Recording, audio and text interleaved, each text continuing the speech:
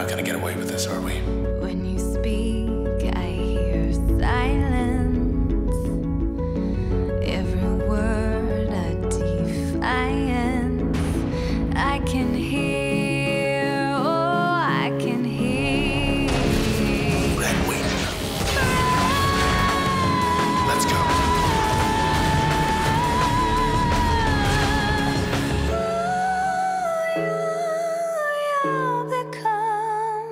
Transistor is set in Cloudbank City, where we find ourselves in the shoes of Red.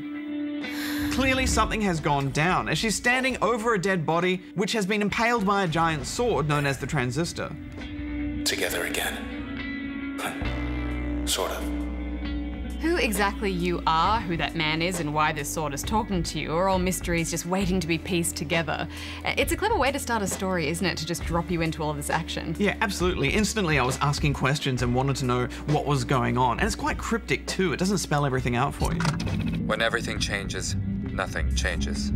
That's the Camerata's creed. Yes, and we'll try to avoid spoiling any specifics, except to say a rampaging robotic virus known as the Process has been unleashed into the world by a group called the Camerata. They're using this virus to try and hunt you and the Transistor down.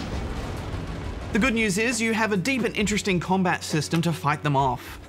You're free to just bash away at enemies in real time, but at the press of a button you enter into a sort of turn-based strategy planning mode. Then every movement and attack chews up a portion of your turn, and when you unleash your move, you carry out all your planned attacks in the blink of an eye. The kicker is, once it's unleashed, you can't attack until your turn meter refills, and this leaves you vulnerable for a few seconds. But this does give you time to run around and collect all the dead bodies, and you need to do that, otherwise they'll come back to life, which is quite surprising the first time it happens. I loved this combat system, Hex. Yeah, and you really need to balance both of those modes effectively in order to be successful, don't you? Sometimes you're better off trading strategy for a bit of brute force, but you get damage boosts for attacking enemies from behind, and you'll often need to just stop everything and use your brain to survive a fight.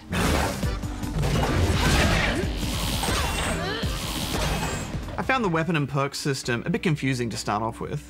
Basically, every weapon, known as functions, can also be applied as active buffs for other weapons, or as passive buffs on Red herself.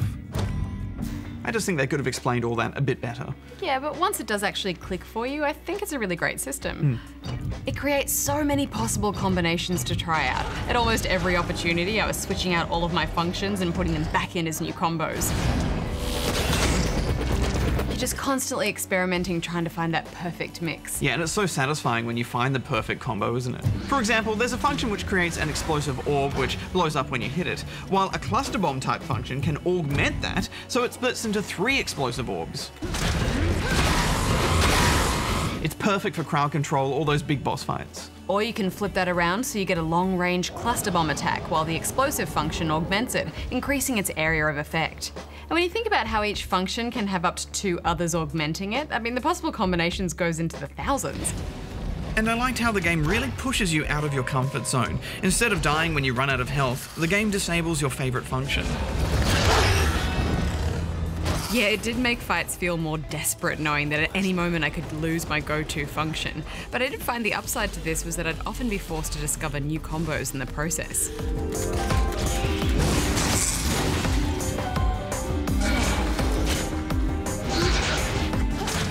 Yeah, there's some pretty tough choices to make as you level as well.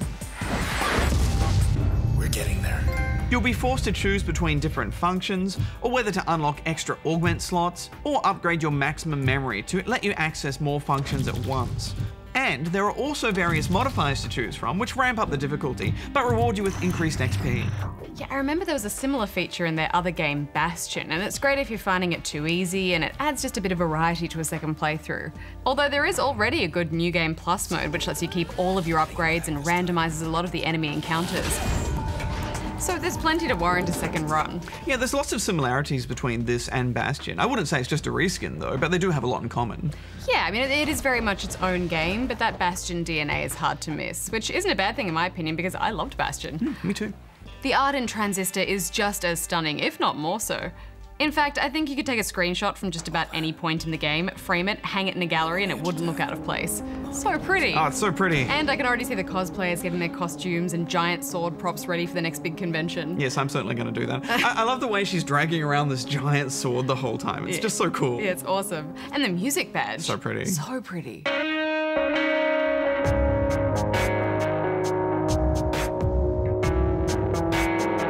I also love the hum button that brings a spotlight down onto Red while she just hums along to whatever song is playing.